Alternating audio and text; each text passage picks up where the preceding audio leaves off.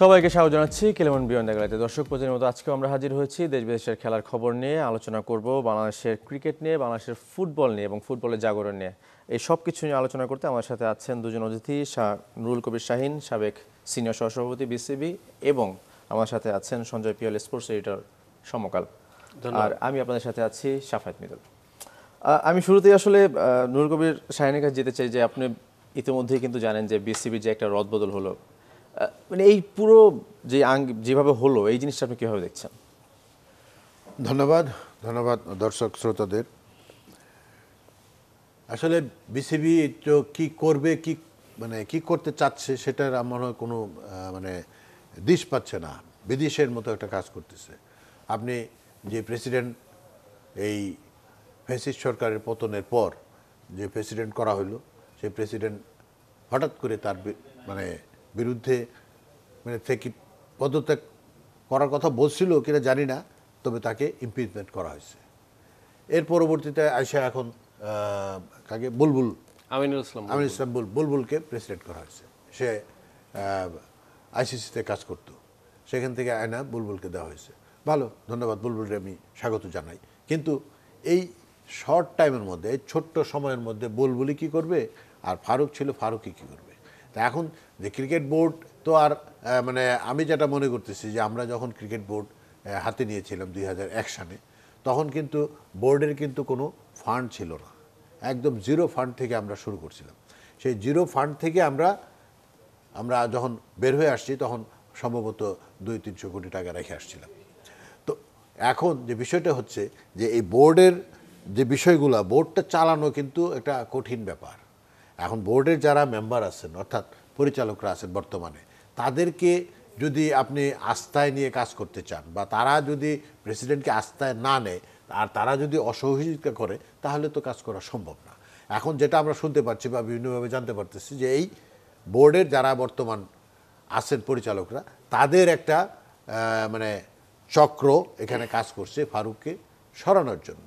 তো এইভাবে যদি কাজ করে, অর্থাৎ এখানে বোর্ডে যারা দেখা গেছে আপনার যারা দীর্ঘদিন বোর্ডে আছে, তারা যেভাবে হোক তারা এই যখন যে সরকার থাকে তাকে ম্যানেজ করে তারা বোর্ডে অবস্থান নেয়, এবং এটা কি তাদের নেশা না, এটা আমি মনে করি তাদের একটা পেশায় পরিণত হয়েছে। কারণ এই বোর্ডের ভিতরে যারা কাজ করতেছে, যারা করতেছে, এখন ফারুক, যেটা আমরা শুনতে পারলাম যে এই এখন বোর্ডে একটা অভিযান চলতেছে, দুর্নীতির অভিযান চলছে। সেই দুর্নীতির ব্যাপারে যে বিষয়গুলো আসতেছে, সেখানে যারা বোর্ডের বর্তমান যারা আছেন তারা তো সকলেই জড়িত, আমি মনে করি সকলেই জড়িত। কারণ তারা বিভিন্ন বোর্ডের বিভিন্ন পর্যায়ে কাজ করছে, বিভিন্ন এই যে আপনার এই কী বলে আমাদের এই বিভিন্ন টুর্নামেন্ট, বিভিন্ন ইনফ্রাস্ট্রাকচারাল ডেভেলপমেন্ট, মাঠের উন্নয়ন, এগুলো সবগুলোই তো এই বোর্ড মেম্বারদের দ্বারাই তো হয়, বোর্ডের পরিচালকদের দ্বারা যে হয়। এখানে কিন্তু প্রচণ্ড একটা দুর্নীতি হয়েছে বলেই আজকে দুর্নীতি দমন কমিশন এখানে কাজ করছে। আপনি যদি ওভারঅল বলি যে আমিনুল ইসলাম বুলবুল কি আসলে যোগ্য কিনা এই পদের জন্য? এখন আমাদের বর্তমান যারা স্পোর্টস মিনিস্ট্রির দায়িত্বে আছেন, তো ওনারা হয়তো ভাবতেছেন যে খেলোয়াড় দিয়ে এটা সম্ভব, কিন্তু এটা কিন্তু আমি মনে করি যেটা খেলোয়াড়দের সম্ভব না, যেটা সেটা বলবো না, তবে এখানে কিন্তু এই খেলোয়াড় দিয়ে কিন্তু কোনোদিনও ক্রিকেট বোর্ড এভাবে পরিচালিত হয় নাই। আপনারা দেখবেন অতীত ইতিহাস দেখলে দেখবেন যে যারা প্রেসিডেন্ট ছিল, যারা এই বোর্ডের দায়িত্বে ছিল, তারা সংগঠক থেকে, যেরকম আমি আপনার সঞ্জয় জানে বা আপনারা জানেন যে আমি নিজে খেলেছি, খেলার পরে আমি একটা ক্লাব পরিচালনা করেছি, দীর্ঘদিন ক্লাবটা পরিচালনা করার পরে আমি 96 সনে আমি বোর্ডে যখন প্রথম ইলেকশন, সেখানেও কিন্তু আমি পার্টিসিপেট করেছিলাম, আমি জয়েন্ট সেক্রেটারি পদে আমি দাঁড়িয়েছিলাম, কিন্তু আই ওয়াজ কিডন্যাপড, আমাকে করা হয়েছিল।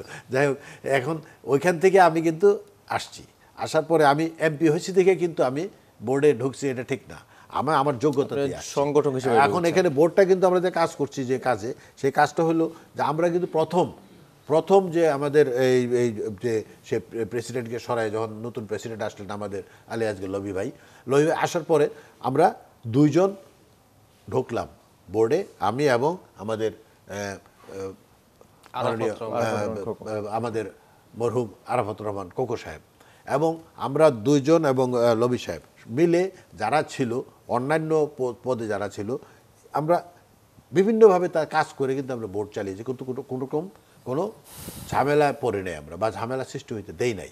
আমরা সুন্দরভাবে একটা পরিচালনা করার পরে আস্তে আস্তে কিন্তু আমরা এই পুরা বোর্ডটাকে নিয়ে এখানে একটা নতুনভাবে কমিটি তৈরি করে আমরা কাজ করেছি, এবং কাজ করার প্রায় 1-1.5 বছর কাজ করার পরে আমরা সমস্ত ঠিকঠাক করে পরে কিন্তু আমরা একটা নির্বাচনের দিকে এরপর সফলতাও পেয়েছেন আসলে এরপর। জি, আমি যদি একটু পিএল ভাইকে যে পিএল ভাই বর্তমানে যে মানে ক্রিকেটের আসলে এই দিকটা আমরা বাদ দিলাম, আসলে বোর্ডের কথা যদি বাদ দিই, যদি ক্রিকেটের পারফরমেন্স বিচার করি সেই জায়গায় মানে আপনি কিভাবে দেখছেন? অলরেডি যদি বলি যে পাকিস্তানের সাথে সিরিজ হারার পর কিন্তু জানেন 10-এ নেমে গেছে র্যাঙ্কিং এ টি-20। আসলে যেটা হয় বাংলাদেশে কিন্তু আমাদের ফারুক ভাইয়ের যে জন্য ফারুক ভাই চলে যেতে হয়েছে তার কয়েকটি কারণের ভিতর একটি কারণ ছিল যে জাতীয় দলের পারফরমেন্স। তিনি আসার পরে কিন্তু আমরা দেখেছি যে অগাস্টে কিন্তু পাকিস্তান আমরা সিরিজ জিতেছি, টেস্ট তাদেরকে হোয়াইট ওয়াশ করেছি, বাট তারপর থেকেই যে গ্রাফটা নিচে নেমে যাচ্ছিল সেটাই আসলে। আর বাংলাদেশের সাকসেস হতে হলে একজন প্রেসিডেন্ট বলেন, ক্রিকেট প্রশাসক বলেন, সবার কিন্তু সাকসেসটা মানুষ আমাদের সমর্থকরা সাকসেস দেখে জাতীয় দল কেন্দ্রিক। অন্যান্য দেশে হয় কি মানে নিচের থেকে উপরে, বাট আমাদের ইয়েটা ঠিক উল্টা পিরামিডের মতন, মানে আমরা জাতীয় দল যদি সাকসেস হয় তাহলে সব জায়গায় সে সাকসেস। তো আমার মনে হয়েছে জাতীয় দলের এই পারফরমেন্সের নিম্নগতির কারণে ফারুক ভাইয়ের একটা মাইনাস পয়েন্ট ছিল, যে যেটা ক্রীড়া উপদেষ্টা বলেছেন যে তার পারফরমেন্সে প্রত্যাশা অনুযায়ী ছিল না, কারণ বাংলাদেশ ক্রিকেটটা আসলে আমাদের পারফরমেন্স গ্রাফ কিন্তু দিন দিন নিচে নামছে। তো সেই ক্ষেত্রে আপনি যদি বলেন যে বাংলাদেশ দলের এই হাল কেন, ওয়ানডে বলেন, টি-20 বলেন, আমার কোথাও গিয়ে মনে হয়েছে যে আমাদের কোচিং স্টাফদের কিন্তু আপনি একটু যদি দায়বদ্ধতার জায়গাতে আনতে চান, আপনি যদি খেয়াল করেন যে হাতুরা সিংয়ে কিন্তু চলে গেছে, এবং এমন একটা অভিযোগ এসছে যে ফারুক আহমেদ তাকে কিন্তু একক সিদ্ধান্তে তিনি তাকে বিদায় করেছিলেন, এবং সমকালের সঙ্গে আপনার হাতুরা সিং কথা হয়েছে আমাদের, অস্ট্রেলিয়াতে তিনি থাকেন, তিনি কিন্তু বারবার বলেছেন যে আসলে আমার ব্যক্তিগত আক্রোশের শিকার হয়েছি আমি। তো আমি যদি কোচিংয়ের ব্যাপারটা, কোচিং স্টাফদের ব্যাপার আসি, সিমন্স আসার পরে কিন্তু আমরা দেখেছি যে আমাদের দলের পারফরমেন্স কিন্তু ওরকম না। আমরা জিম্বাবুয়ের সাথে টেস্ট হেরেছি, এবং তারপরে কি আমরা তার কাছে কোনো মূল্যায়ন রিপোর্ট চেয়েছি, কিংবা সে কি দিয়েছে, কিংবা দিলে পরে সেটা নিয়ে কি করা হয়েছে? এবং একই সাথে আরব আমিরাতের সাথে হেরেছি, মানে এই যে ব্যাপারগুলো তার জবাবদিহিতার জায়গাটা কোথায়? হ্যাঁ, তো একজন কোচ আমরা দেখেছি সে কিন্তু সহযোগী দেশগুলোর কোচ ছিলেন বেশি, যে কারণে তার কিন্তু বাংলাদেশ দলই তার কাছে একটা বড় একটা দল। তো এমন একটা দল যারা কিনা 18 কোটি সমর্থক একটা জয় চায়, তার পারফরমেন্স দেখতে চাই, আমার মনে হয় যে এইখানটায় আমরা কোথাও গিয়ে ক্রিকেটারদের আমরা দায় দেই, বোর্ড পরিচালকদেরও দায় দিয়ে থাকে অনেক সময়, বাট আপনি কোচিং স্টাফদের কি দায়বদ্ধতার জায়গায় এনেছেন? আমরা পাকিস্তানে দেখেছি, পাকিস্তানে আমাদের ফিল্ডিং কোচ যাননি।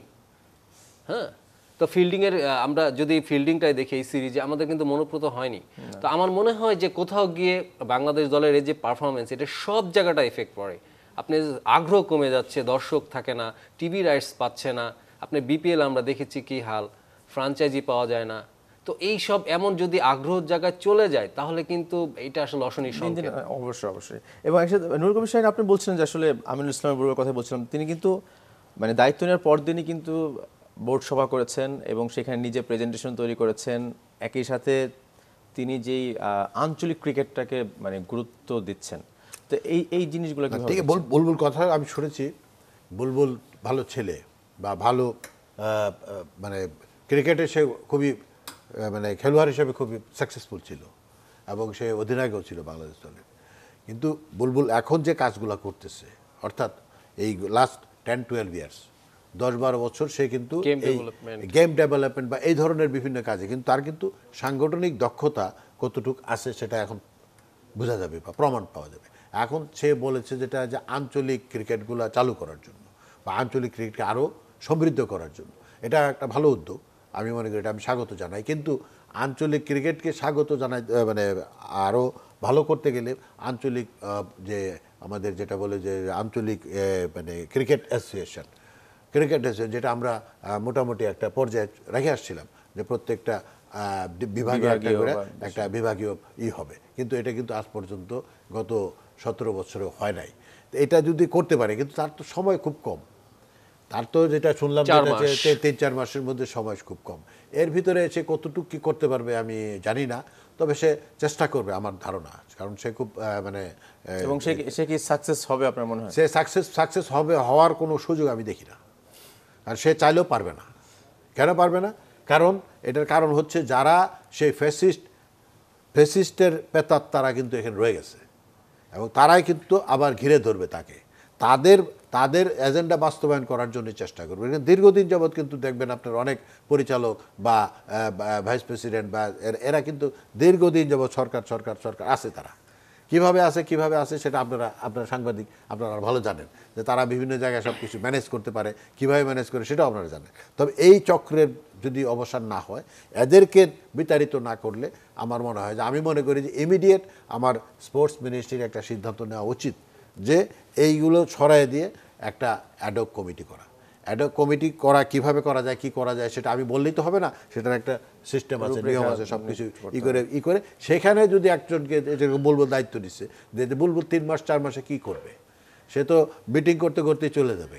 তা এখন এখানে আঞ্চলিক ক্রিকেট বলি আর আমরা ন্যাশনাল ক্রিকেট বলি, যুব দল যাই বলি, কোনোটাতে আমরা কিন্তু ওইভাবে কাজ করতে পারবো না। ও যেটা বললো যে আমাদের কোচিং স্টাফ বা আমাদের অন্যান্য জায়গায় যে সমস্যাগুলো আছে, এখন ওই দিন একটা আমি কথা শুনলাম যে আকরাম বলতেছে যে আমাদের পাইপলাইন কোথায়। আরে পাইপলাইন নিয়েও আলোচনা করতে হবে। পাইপলাইন কোথায়? তা পাইপলাইন কোথায় তুমি বলো, তুমি এখন বলো কিভাবে? তুমি তো এই ক্রিকেট অফিসের দায়িত্বে ছিলাম দীর্ঘদিন, হ্যাঁ, তুমি বোর্ডে আসো আজকে 15 বছর, তো তুমি এই কথাগুলো বলা কি সাজে? আমাদের আসলে মনে হয় যারা আমরা দায়িত্বে আছি তারাই মনে হয় একটা সময় আবার নিজেদের প্রশ্ন করি যে আসলে এইটা কই, এইরকম বিষয়টা দাঁড়াইছে। আমরা আরো আলোচনা করব সঞ্জয় সাহেব, পিয়াল ভাই আপনার সাথে আলোচনা করবো এই বিষয় নিয়ে আমরা একটা বিরতি থেকে এসে। দর্শক আমাদের সঙ্গেই থাকবেন, ক্লিমান বিয়ন্ড দ্য গ্যালারি নিচ্ছি ছোট্ট একটা বিরতি।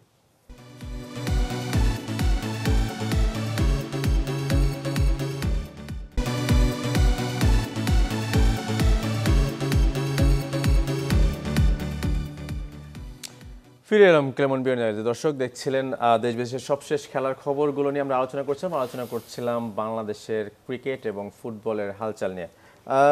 এবার পিয়াল ভাই আপনার কাছে বিরতির আগেই আমরা দেখছিলাম যে আসলে ভাই কিছু কথা বলছিলেন যে বোর্ড সংস্কার এবং একই সাথে যদি বলি যে পাইপলাইনের বিষয়গুলো, এই যে এখন যে বর্তমানে ক্রিকেটের অবস্থা, সেই জায়গায় ফুটবলের যে অবস্থা আমরা যদি দেখি যে ফুটবল কিন্তু একটা নবজাগরণ যেটা শুরু হয়েছে, আপনি জানেন যে সিঙ্গাপুর ম্যাচকে নিয়ে যেই আলোচনা ছড়িয়েছে, তো এইটা কি একটু ক্রিকেটটা এই তাদের পারফরমেন্সটা খারাপ হওয়ার কারণে কি ওই ফুটবলটা এগিয়ে গেছে, এরকম কি? আমি এখানে আপনি দুটো পার্ট এনেছেন যে আমাদের পাইপলাইন, যদি আমি ওখানটা একটু আসি যে পাইপলাইনের যে ব্যাপারটি যে কেন এমন হচ্ছে, আমার মনে হয় কোথাও গিয়ে আমরা কোয়ান্টিটির উপরে খুব নির্ভর করছি। যে আমাদের এতগুলা টুর্নামেন্ট হচ্ছে, স্কুল টুর্নামেন্টে 1000-এর উপরে স্কুল অংশগ্রহণ করছে, ঢাকা লিগে এতগুলা ক্লাব খেলছে, ফার্স্ট ডিভিশনে খেলছে, বিপিএলে 7টি দল খেলছে, বাট কোয়ান্টিটির উপরে আমরা খুব জোর দিচ্ছি, কোয়ালিটির হিসাবে না। আপনি যদি বিপিএল কিংবা ঢাকা লিগই দেখেন, এখানে ঢাকা লিগের কথায় যদি আমি ধরি, কয়টা দল আপনার চ্যাম্পিয়নশিপ হওয়ার জন্য দল গড়েন, 2-3টা হাতে গোনা। এবং বিপিএলও কিন্তু তাই। আপনি যদি খেয়াল করেন রংপুর কিংবা বরিশাল এরকম দল বাদে কিন্তু বাকিরা যারা দল করছে তারা জাস্ট অংশগ্রহণ করার জন্য। তো এখানে কি হয়, একটা ফলস কনফিডেন্স তৈরি হয় আর কি। মানে ঘরোয়া লিগে কিন্তু আমাদের সেই প্রতিদ্বন্দ্বিতাটা হয় না, যেটা কিনা আমরা পিএসএলেও দেখেছি, পাকিস্তান সুপার লিগে কি ধরনের প্রতিদ্বন্দ্বিতা হচ্ছে। আইপিএলে দেখি প্রত্যেকটা দল চ্যাম্পিয়নশিপের জন্য মরিয়া হয়ে ওঠে, বাট আমাদের বিপিএল যদি দেখেন, আপনি ঢাকা লিগ দেখেন, মানে গা ছাড়া একটা ইয়ে। তো ওই প্রতিদ্বন্দ্বিতাটা এখানে তারা পায় না, এবং সেটা যখন ইন্টারন্যাশনাল লেভেলে যায় তখন কিন্তু সেই ল্যাকিংগুলো দেখা যায়। আমরা যদি দেখি তাওহিদ হৃদয়ের যে পাকিস্তানে যেটা দেখলাম ফার্স্ট 2টা ম্যাচ, আপনি যদি খেয়াল করেন কতটা মানে তাকে জড়তা তার ছিল, অথচ সে কিন্তু ঘরোয়া লিগের পারফর্মার। আপনি আনামুল হক বিজয়ের কথা যদি বলেন, সে প্রত্যেক সিরিজে রান করছে, হাজার রান করছে, সেঞ্চুরি করছে, বাট ইন্টারন্যাশনাল এসে পারছে না, কারণ সেই প্রতিদ্বন্দ্বিতা হয় না। তো পাইপলাইনটা ওইখানে, তাদের সেলফ কনফিডেন্সটা হয় না। তো এটা একটা ব্যাপার গেল। আর আপনি পরবর্তীতে আর একটা জিনিস আসছিলেন যে নবজাগরণ ক্রিকেট এবং আমরা যদি একটু খেয়াল করি যে জিম্বাবুয়ে সিরিজে আমরা কোনো টিভি রেটস পাইনি। গ্যালারিতে আমরা খোঁজ নিয়ে দেখলাম সিলেটে ফার্স্ট টেস্টে আপনার মাত্র 54 জন দর্শক। তো এইভাবে তো আসলে ক্রিকেট ছিল না। তামিম ইকবাল তার একটা স্ট্যাটাসে 2 দিন আগে একটা করেছেন যে মাত্র 4 জন সাংবাদিক পাকিস্তানে গেছে এই সিরিজটা কভার করতে, অথচ একটা সময় গেছে আয়ারল্যান্ডের সাথে খেলা হলেও মানে আমাদের অনেক সাংবাদিক চলে যেতাম, আমরা নিজেরা চলে যেতাম। তো কেন এমন হচ্ছে? ফুটবলে আমাদের রিপোর্টাররা এখন ফুটবলে ক্যামেরা নিয়ে ছুটছে, হ্যাঁ। তো এটা কেন হচ্ছে?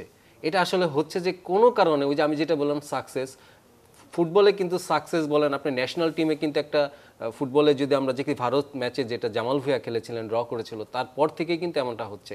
এবং আমরা যেটা জানি যে ফুটবল কিন্তু ঠিক জাতীয় দল নির্ভর খেলা না, এটা ক্লাব ভিত্তিক খেলা। তো ফুটবলের এই জাগরণটা কিন্তু আমাদের আসছে আসলে একটু অন্যভাবে, জাতীয় দল থেকে। জাতীয় দল বাট এইটা যদি ক্লাব থেকে আসতো তাহলে আরো বেটার হতো। যেটা 80s এবং 90s আমরা যদি ভাই বলতে পারবেন আরো ভালো, তখন কিন্তু ক্লাব ফুটবলের একটা সাপোর্টার গোষ্ঠী থাকতো আলাদা, হ্যাঁ, ক্লাবের ক্রেজ থাকতো। তো সেটার থেকেই কিন্তু ফুটবলের ক্রেজটা উঠে আসে, প্রত্যেকটা দেশে উঠে আসে। আমরা যেমন পিএসজির কথা যদি একটু বলি, চ্যাম্পিয়ন্স লিগে আমরা তার কত বছর অপেক্ষা করার পর কিন্তু তারা উঠেছে। তো এই ব্যাপারগুলো আমাদের এখানে ঠিক উল্টাভাবে হচ্ছে, জাতীয় দল কেন্দ্রিক হচ্ছে, যেটা ক্লাব ভিত্তিক হওয়া উচিত ছিল, এবং বাট হচ্ছে, এটা অনেক ভালো ব্যাপার। নুরুল কবির শাহীন ভাই, আপনি বলছিলেন যে আমাদের যেই বোর্ডের সমস্যা, আমাদের একই সাথে আমাদের চিন্তাভাবনায় সমস্যা, কিন্তু এই যে চিন্তাভাবনা যে ভাই বললেন যে একটা সময় কিন্তু আমাদের মনে হয় যে বিভাগীয় যেই খেলাগুলো হতো সেই জিনিসগুলো এখন আর হয় না, এটাও একটা বড় বাধা কিনা? অবশ্যই, কারণ আমরা যত খেলবো তত আমাদের পারফর্ম করার সুযোগ আসবে। এখন শুধু খালি আমার ডোমেস্টিক ক্রিকেটকে আরো অনেক আগায় প্রতিদ্বন্দ্বিতাপূর্ণ করতে হবে এবং আগাইতে হবে। এখানে শুধু খালি ওয়ানডে ক্রিকেট করলে চলবে না, আমরা টি-20-র উপর নির্ভর হয়ে যাচ্ছি।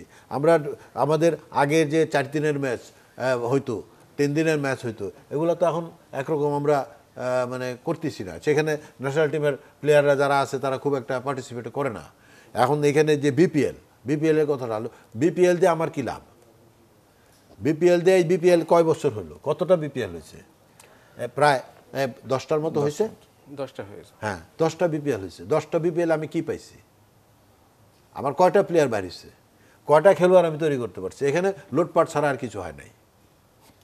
বিপিএল মানে লুটপাট, এই লুটপাট ছাড়া কিছু হয় নাই। এই যে 100 কত কোটি টাকা ওই আগের এরা মল্লিকরা মেরে নিয়ে চলে গেছে, তো এইগুলা তো কোনো হিসাব পাওয়া যাচ্ছে না। এগুলো আমার মনে হয় যে মন্ত্রণালয়ের এগুলা কঠোরভাবে দেখা উচিত, এগুলা দেখে একটা মানে সিস্টেমে আনা উচিত। না হলে এই বাংলাদেশ ক্রিকেট বোর্ডের কিন্তু অবস্থা পাকিস্তানের মতো হয়ে যাবে আমার ধারণা। না ভাই, বিপিএল কিন্তু দরকার আসলে। আপনি যদি মানে এখন দরকার তুমি বলতেছো দরকার, ঠিক আছে, আমার দরকার, কিন্তু আমি এতে কি পাইছি?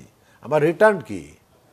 মানটা, ওই যে আমি যেটা বললাম যে মানটা বাড়াইতে হবে। আমরা শুধু মানটা বাড়াইতে হবে। এখন ওই যে আপনি বিদেশি প্লেয়ার গুলো আনতে হবে, ভালো ভালো। আমরা যদি মানে আইপিএল দেখি, সেখানে প্রতি বছর একজন দুজন আমরা ক্রিকেটার খুঁজে পাই যে না, সে পরের মৌসুমে জাতীয় দলের হয়ে খেলবে। কিন্তু বাংলাদেশে আমরা যদি দেখি যে সঞ্জয় ভাই, যে মানে বিপিএল এ কিন্তু এরকম পাই না।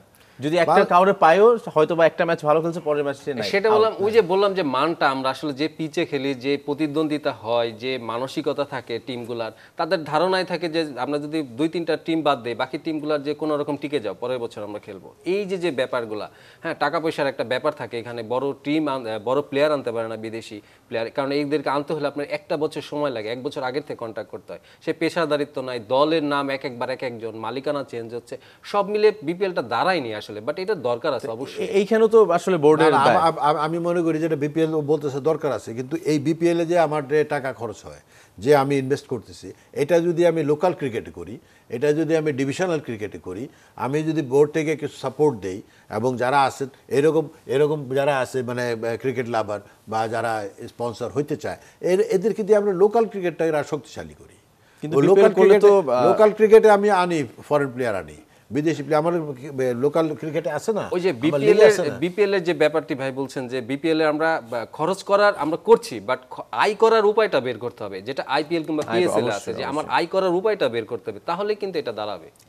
আমাদের একবার শেষ সময় চলে এসেছি। অসংখ্য ধন্যবাদ আপনাকে নুরুল কবির শাহীন ভাই এবং সঞ্জয় পিয়াল। আসলে আমাদের উচিত এইটাই, মানে মন মানসিকতা মানে পরিবর্তন করা, এবং একই সাথে যে বোর্ডের যে উপর যে কন্ট্রোল, সেটাকে হয়তোবা আরো দূর করা। দর্শক, আজকে শেষ করছি কেলেমন বিয়ন্ড দ্য গ্যালারি।